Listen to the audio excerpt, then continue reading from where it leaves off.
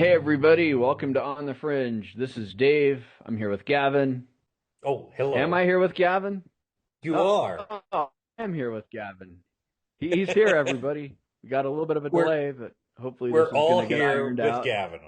And we are jumping into a quick episode today about a couple of artists that I have barely heard of, but these artists are potentially making hundreds of thousands of dollars for people on Spotify.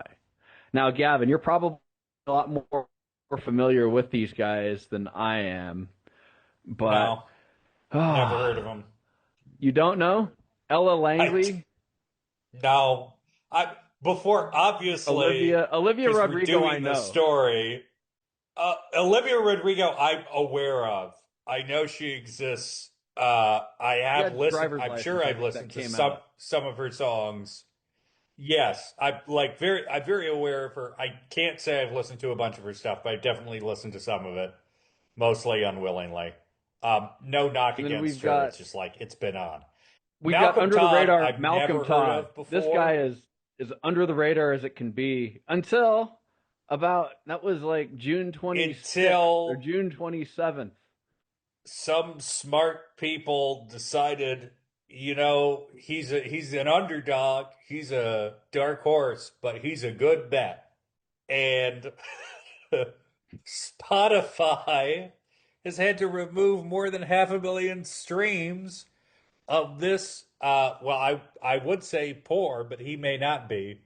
Um, 500,000 streams of Earrings, a song by Malcolm Todd, which rose almost. There's 70% growth between Sunday and Monday.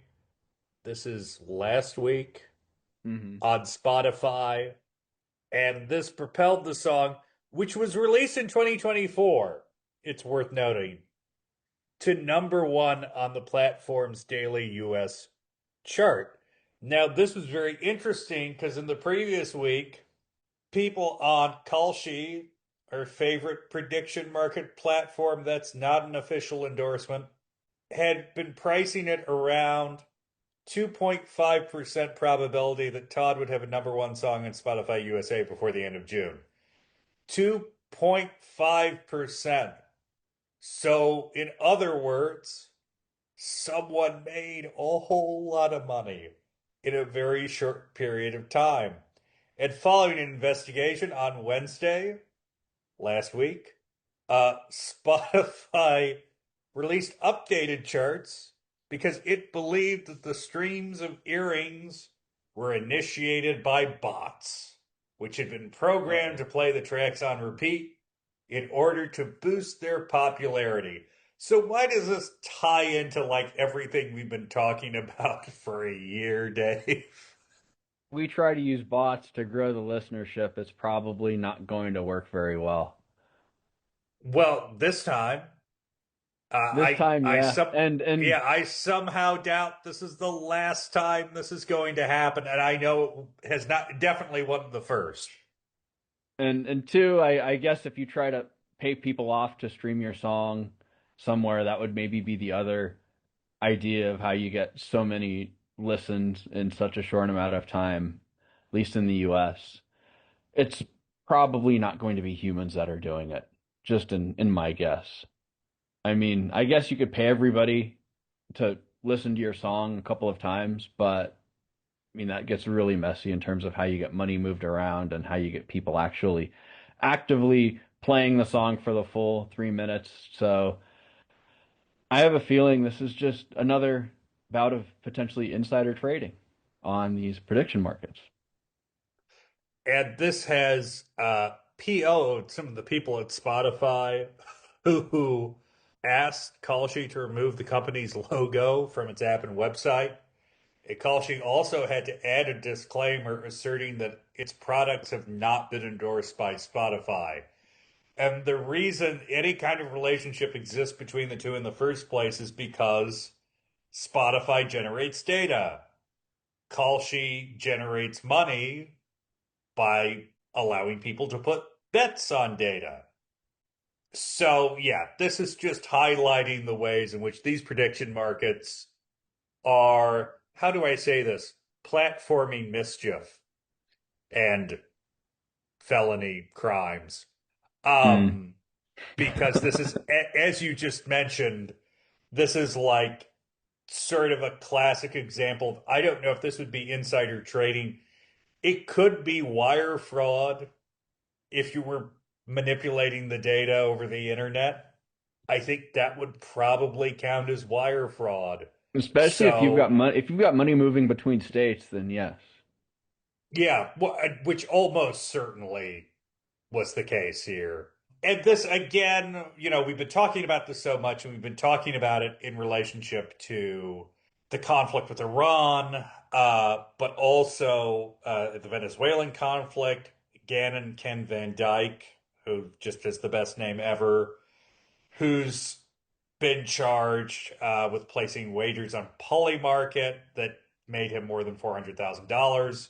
There was also something that I hadn't heard about before, which came up when people were covering this, which is that France's weather forecasting service filed a police complaint in April after anomalies were found in its temperature gauges in Paris, which coincided with a surge on Polymarket Wonder about if it the happened in the weather. last couple of days. I'm sure it has. Maybe not in France, maybe not in Paris, because my guess is they probably are keeping a closer eye on it if this happened in April. But my guess is this is, when we cover all of this, whether it's Spotify or the Iran war, the weather, this is the tip of the iceberg because these are just the people who are getting caught. Like this is happening on scale, and a lot of people are just not getting caught, either because the bets are small enough or just not that conspicuous.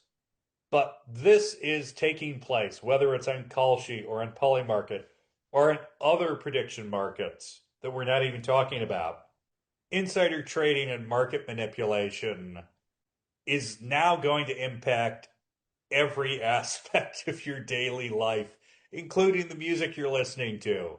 And you And may not even how be warm aware it of is it. outside when you walk outside, at least what number the What thermometer number shows you're seeing. potentially. Who needs to Yeah. manipulate the weather when you can manipulate the temperature, Gavin? Well, I use a remote for that. Oh, Yeah.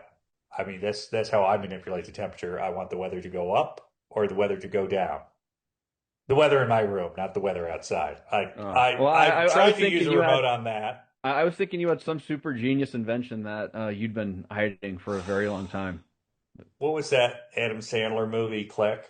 Yeah. I don't have that. Oh. The world would be very different if I did.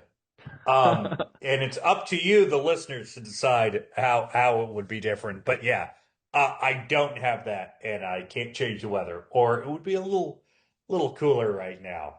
Um, On that same note, anyways, to our listeners, hit the pause button for less than 2 seconds and give us a quick rating on Apple or give us a quick star rating.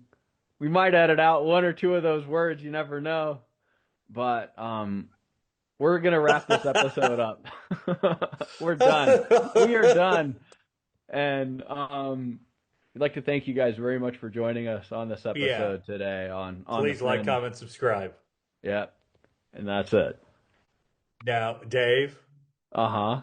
don't edit this out. No, no. Hit the button.